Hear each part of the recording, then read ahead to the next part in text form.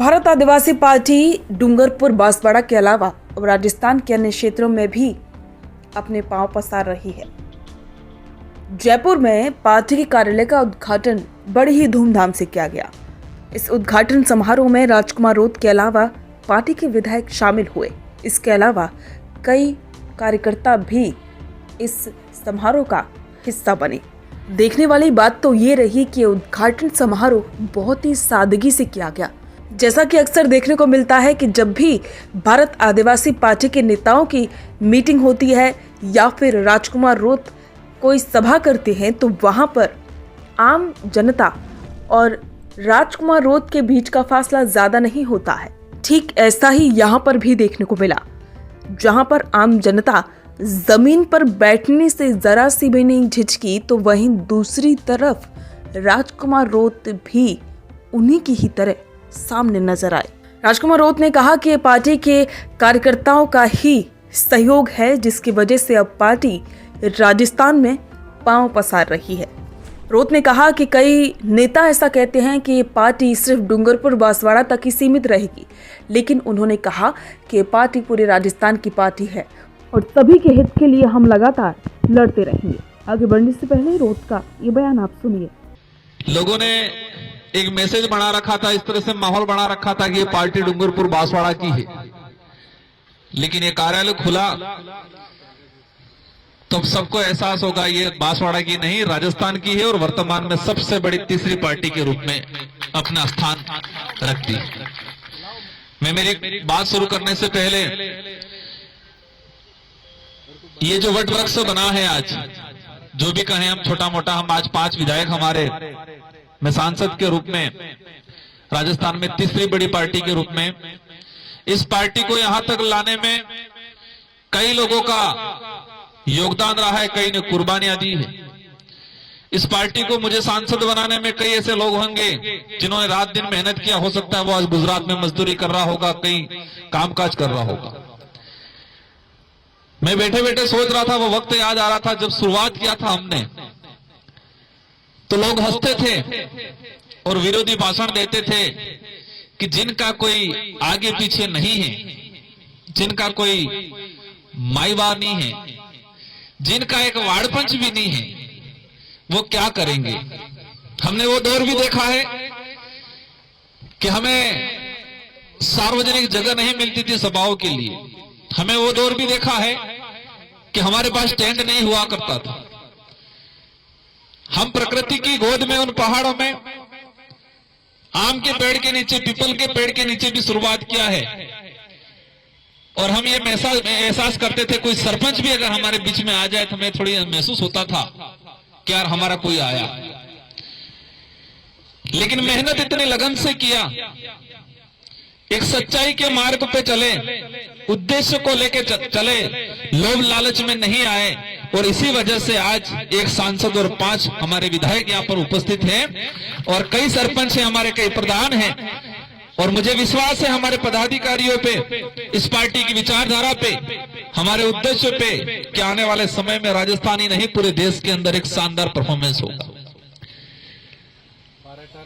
मैं ये जो कार्यालय खोला है, मैं इसके बारे में बता दूं, कार्यकारिणी को लेके हम लोग संभाग वाइज प्रभारी बनाएंगे, हम किसी को भी अध्यक्ष नहीं बनाएंगे। संभाग वाइज प्रभारी बनेंगे। प्रभारी में जो बेस्ट काम करेगा, जो गरीब के लिए, दबे कुचले के लिए, सच्चाई के लिए आवाज उठाएगा, उनको हम जिम्मेदारी देंगे। और हमारे कई आसपास साथी सोच रहे होंगे कि पार्टी कैसे होगा। चिंता मत करो, जो आप सोच रहे थे वही डूंगरपुर बांसवाड़ा में 2018 से पहले दूसरे लोग सोच रहे थे। अवश्य इस क्षेत्र के अंदर पूर्वी राजस्थान हो, हमारे करौली सवाई माधोपुर या उधर भरतपुर अलवर हो या कोटा संभाग हो, क्योंकि हमें हमारी आइडियोलॉजी पे विश्वास है और हमारी आइडियोलॉजी में ये चीज है। हमारे संचालक महोदय कह रहे थे, मैं एक बात बताना चाहूंगा, मैं इस पार्टी में हमारा कोई सुप्रीमो नहीं है, मैं इस पार्टी का एक मामूली सी कार्यकर्ता हूं। भले आज मुझे सांसद बनाया गया है और हमारी पार्टी की बखूबी ये है कि कोई भी हो, अगर पार्टी में अनुशासनहीनता करता है तो उसको पनिशमेंट किया जाता है। आज मैं सांसद हूं, मैं 2 बार विधायक बना, मैं पार्टी में अच्छी जगह रखता हूं, इसके बावजूद भी मैं मेरी टिकट मेरी इच्छा से नहीं ले सकता हूं। मेरे निर्वाचन क्षेत्र की जनता तय करेगी कि इसको टिकट देना है या नहीं देना है। इस तरह की खूबसूरत सिलेक्शन प्रणाली किसी भी पार्टी में नहीं मिलेगी। ये लोकतंत्र है। लोकतंत्र में सिलेक्शन और इलेक्शन, सिलेक्शन पार्टी का जो उम्मीदवार तय किया जाता है तो वो सिलेक्शन किया जाता है और इलेक्शन जनता वोट देती है। लेकिन इन राष्ट्रीय पार्टियों ने सिलेक्शन का पावर जनता से छीन के हाईकमान के रूप में ले लिया और इसी वजह से अच्छा जनप्रतिनिधि नहीं चुन पाता है। इस पार्टी में हमारा सिलेक्शन पावर उस क्षेत्र की जनता के पास है, वो तय करेगी किसको चुनाव लड़ाना है, किसको चुनाव नहीं लड़ाना है।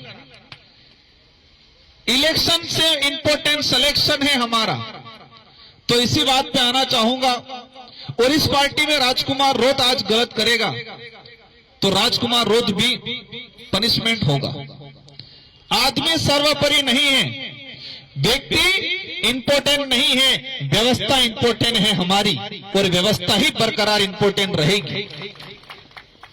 इसलिए मैं मानता हूं, क्योंकि वो हमारी सबसे बड़ी ढाल है। क्या है ढाल? ये जो व्यवस्था है हमारी,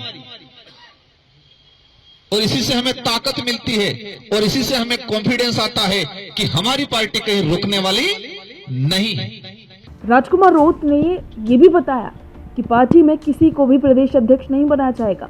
जो व्यक्ति, जो कार्यकर्ता काम करेगा, उसके काम के हिसाब से भी वो आगे बढ़ेगा। उन्होंने ये भी कहा कि अगर कोई भी गलत काम करता है तो उसको सजा मिलेगी, चाहे वो राजकुमार रोत ही क्यों ना हो। रोत ने यह भी कहा कि वो एक आम कार्यकर्ता हैं और पार्टी के हित को सर्वोपरि रखते हैं। जयपुर में भारत आदिवासी पार्टी के कार्यालय खुलने से ये बात तो साफ हो चुकी है कि अब राजकुमार रोत रुकने वाले नहीं हैं। वे अपनी पार्टी को और ज़्यादा मजबूत करेंगे और आने वाले विधानसभा चुनावों में, यानी कि जो विधानसभा चुनाव अब 4 साल के बाद होंगे, उनमें भारत आदिवासी पार्टी एक बड़े स्तर पर उतरेगी और कहीं ना कहीं बीजेपी और कांग्रेस को भी कड़ी टक्कर देगी।